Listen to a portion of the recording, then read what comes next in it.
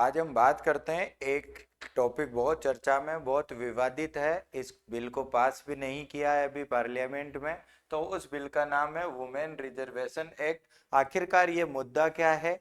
10th class की book के अंदर ये लिखा हुआ भी है कि लोकसभा राज्यसभा में अभी प्रेजेंट टाइम पर जो है वो महिलाओं को आरक्षण मिल चुका है। तो पहले इससे क्या फायदे होने वाला है, थोड़ा सा हम इसके बैकग्राउंड की जो स्टडी है वो करते हैं, फिर इसके बाद इस पर क्या समस्या चल रही है वो हम बात करेंगे। 10th क्लास के बच्चों के लिए तो सबसे इम्पोर्टेंट बात ये रहेगी इसमें कि ये है क्या, इसकी जरूरत क्यों पड़ी।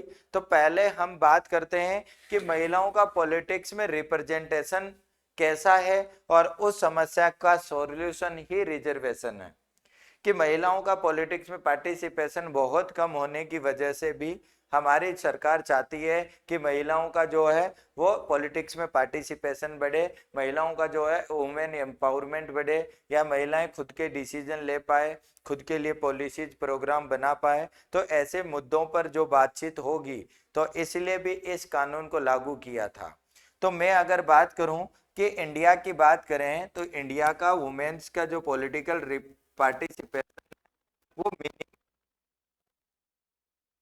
मिनिमम कैसे हैं, मैं ये बात बताता हूँ। यहाँ पर लोकसभा की अगर बात करें, लोकसभा में हमारा जो वुमेन्स का रिप्रेजेंटेशन है वो लगभग 14.36% है।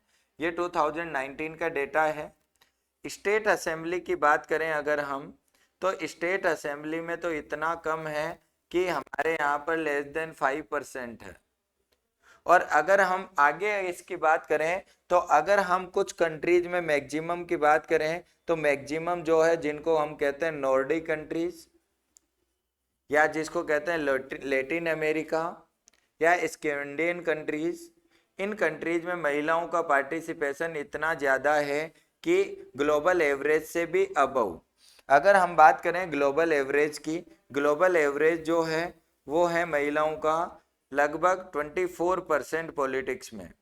अब इसमें मैक्सिमम कहाँ पर है? मैक्सिमम इन्हीं कंट्रीज में है, और कितना है? 42.3%। मिनिमम की बात करें अगर, तो मिनिमम इंडिया में है 11.8%। अब सोचने वाली बात ये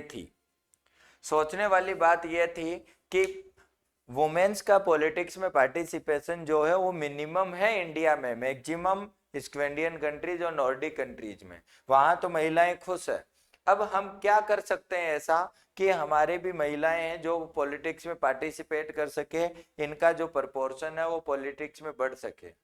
तो हम एक कानून पहले ही पास कर चुके हैं जिसको हम कहते हैं 73rd और 74th कॉन्स्टिट्यूशनल अमेंडमेंट एक्ट।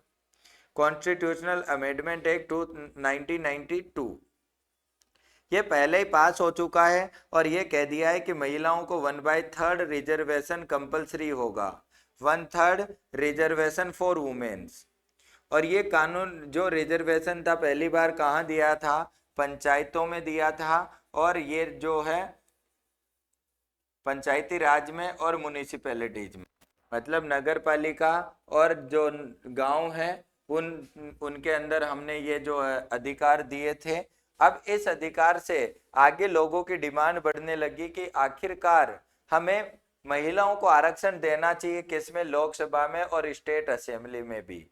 तो इस कानून पर डिबेट होने लगी, और हमने कानून तो जो मतलब बिल है वो बिल तो पास कर दिया था, मतलब लोकसभा में लेकर आ गए थे बिल, बट ये पिछले 10 सालों से पेंडिंग पड़ा हुआ था।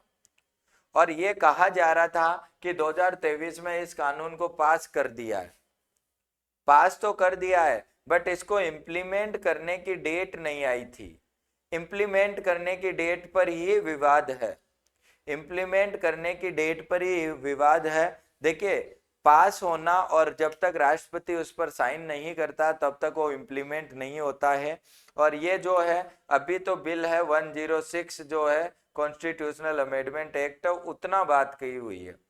अब दिक्कत क्या है कि हमारे 2011 के बाद जो है वो जनगणना नहीं हुई है।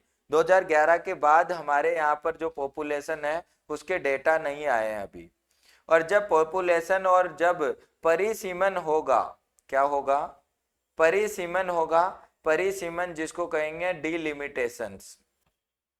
जब सीटें जो होगी वो लिमिट बढ़ेगी, जब जनसंख्या के आधार पर सीटें दोबारा काउंट होगी, तब ऐसा लगेगा कि नॉर्थ में जो है वो सीटें ज्यादा होगी, और नॉर्थ में सीटें ज्यादा होगी तो महिलाओं का रिप्रेजेंटेशन नॉर्थ का ज्यादा बढ़ेगा।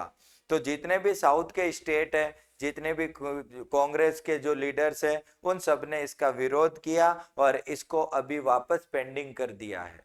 तो यही मुद्दा चल रहा था कि नॉर्थ के जो लोग हैं उनको ज्यादा बेनिफिट मिलेगा। और इस कानून की दो शर्तें हैं कि एक तो पहली बार जनगणना कंप्लीट होगी तब लागू किया जाएगा, दूसरी बात कि जब परिसीमन हो जाएगा दोबारा सीट का जो है वो काउंट हो जाएगी उसके बाद लागू किया जाएगा। तो आप मुझे कमेंट करके बताइए कि कहाँ तक ये अच्छी बात है कि एक आरक्षण को, महिलाओं को अगर रिजर्वेशन की बात आती है और आप उसका विरोध करते हो, क्या आप इससे सहमत हो? अगर आप सहमत नहीं हो तो क्या आप बीजेपी के जो पॉलिसीज है उन पर अगर आप अमल होते हो तो क्यों होते हो? मुझे रीजन या कमेंट करके बताइए कि ऐसा क्या है इसमें। ऐसी और भी जो है जानकारी के लिए आप डक्टाइल एकेडमी को ज्वाइन कर सकते हैं। 10th क्लास के बच्चों के लिए ये इम्पोर्टेंट भी है और ये नॉर्मली पॉलिटिकल मुद्दा भी है, तो लोग इस पर डिस्कशन करते रहते हैं। तो थैंक यू।